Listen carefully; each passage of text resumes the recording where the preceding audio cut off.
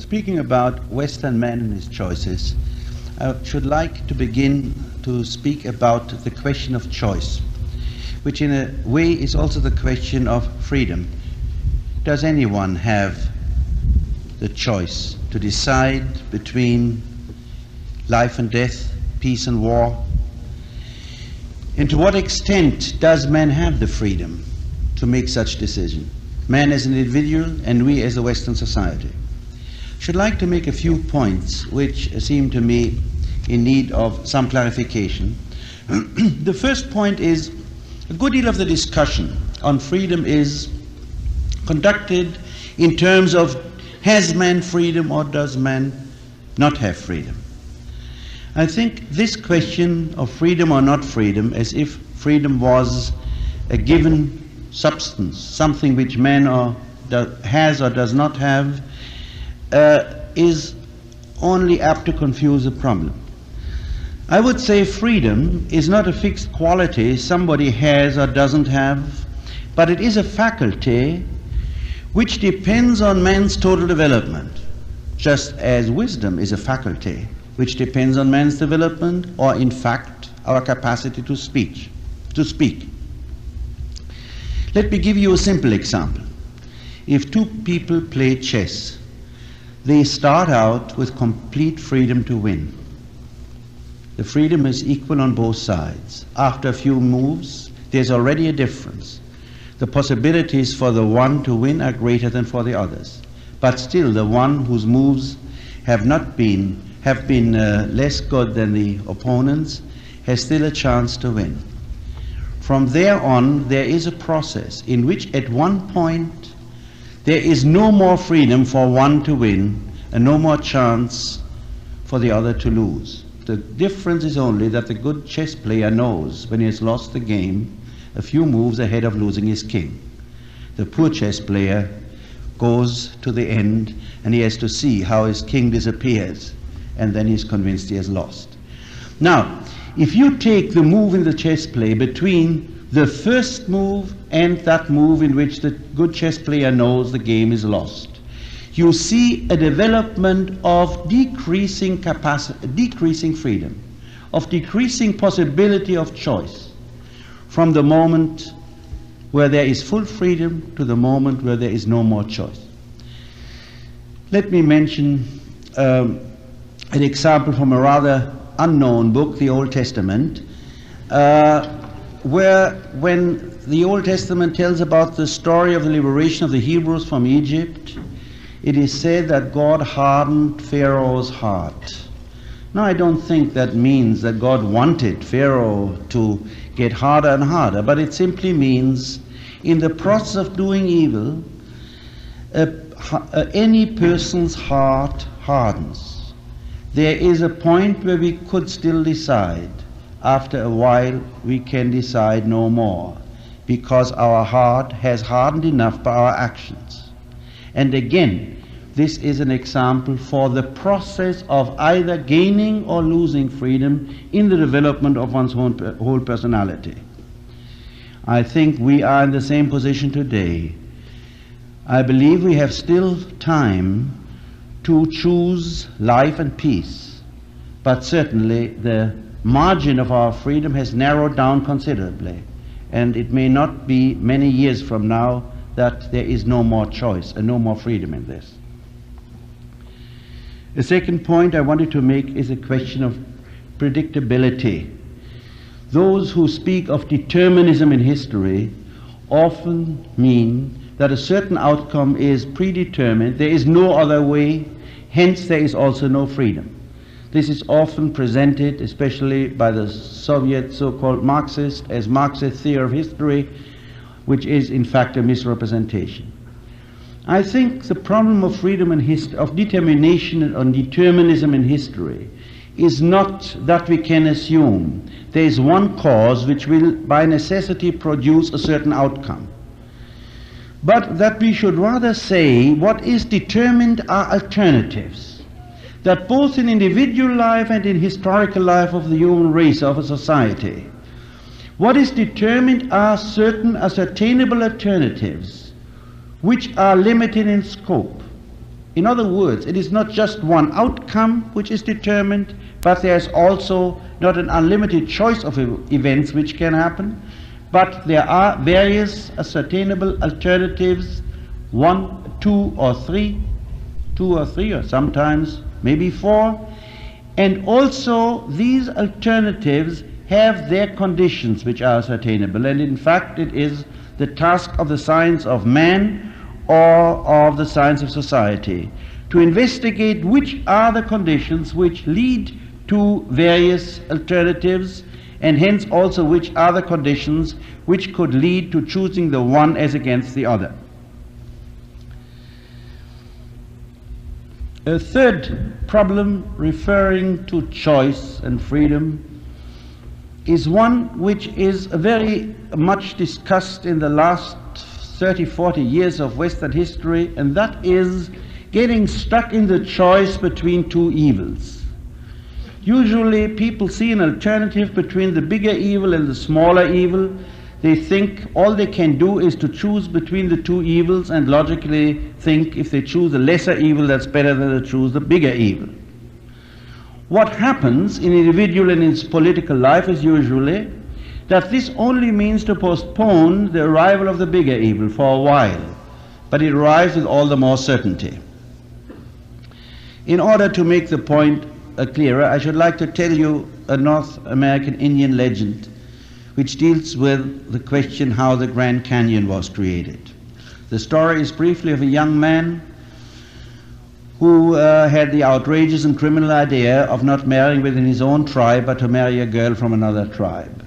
His elder thought he was either crazy or criminal, so did the elders of a tribe where he saw a girl with whom he fell in love, and she fell in love with him. So they decided to kill him, and he declared he would come back to marry her. The girl, when she heard that, sent messengers to tell him he shouldn't return, but of course he did. But he was clever enough to ask the messengers, at what point precisely do they want to kill me? And they told him. So when he came, a minute before the point when they were going to kill him, he took the girl, put her on his horse, and they rode off.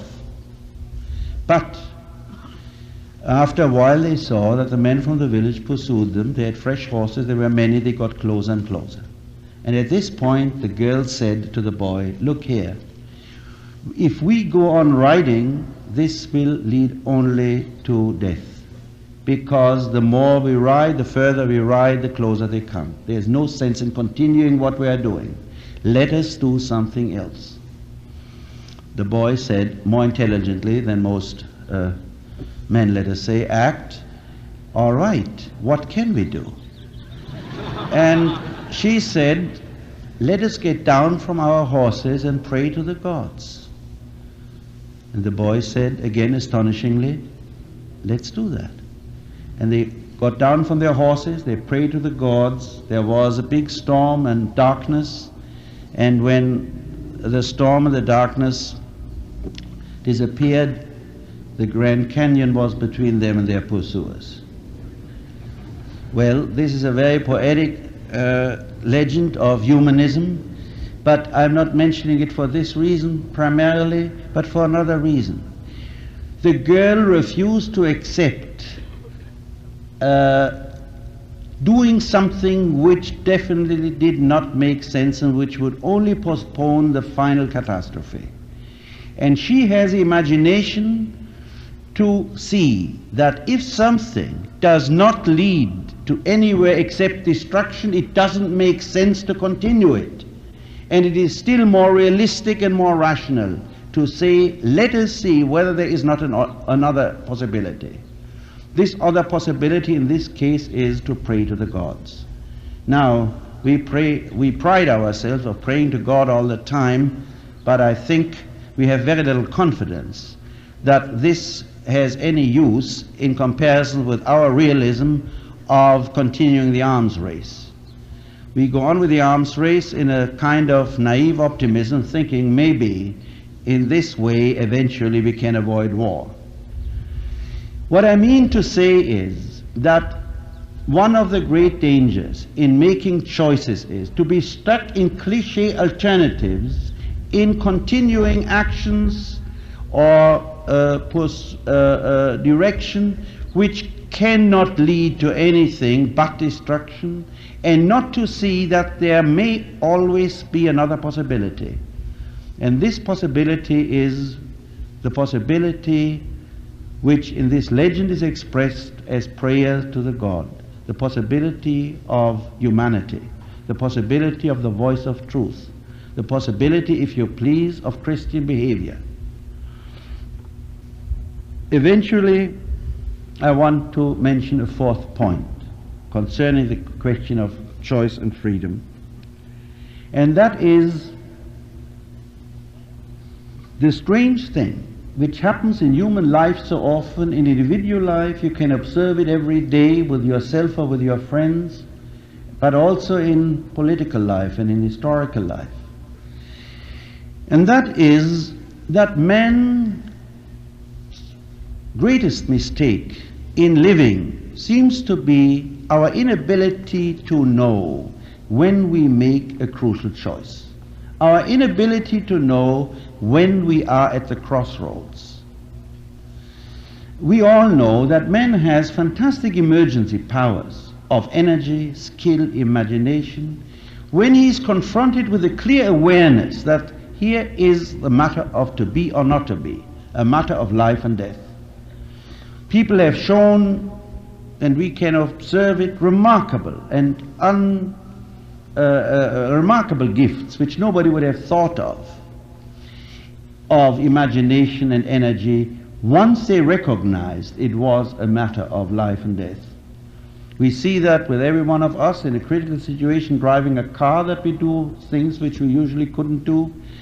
But if you think of thousands and hundreds of thousands of refugees who, having lost their money, being driven from their home, have done the most remarkable things, have shown the most remarkable energy and imaginativeness, we see not only that we usually live far below our potential of energy and imaginativeness and skill, but also that we can mobilize it once we see the clear choice. Now, what leads most of us into a situation which, or to the failure in our lives, is that when it is not a clear-cut situation of life and death, we see decisions in a fractionated way. We see only a little step here, a little step here, a little step here, and when we recognize that the first step led in this direction, it is already too late. Our heart is already hardened. We have already lost the chess game. One of the greatest questions in individual and political life is to acquire the ability to see that one little step may be the beginning of a course of action which eventually will not be reversible anymore, and to recognize when such a step is made. In case we do that, then I believe a person would be able to develop those very emergency powers I have spoken of, and be able to really change his course of life. He then has still the freedom of action, still the energy and skill to go a different way. But what we do with ourselves, and what usually the leaders of a society do with their people, is to be encouraging by actually making them believe that things are all right, that everything goes well, and hence to prevent them to mobilize that emergency energy which we have for the purpose of changing our life or changing the fate of society. I believe that our choice today is a choice which we can still make, although we have lost a great deal of our initiative. Namely, that is the choice of a new humanism or barbarism.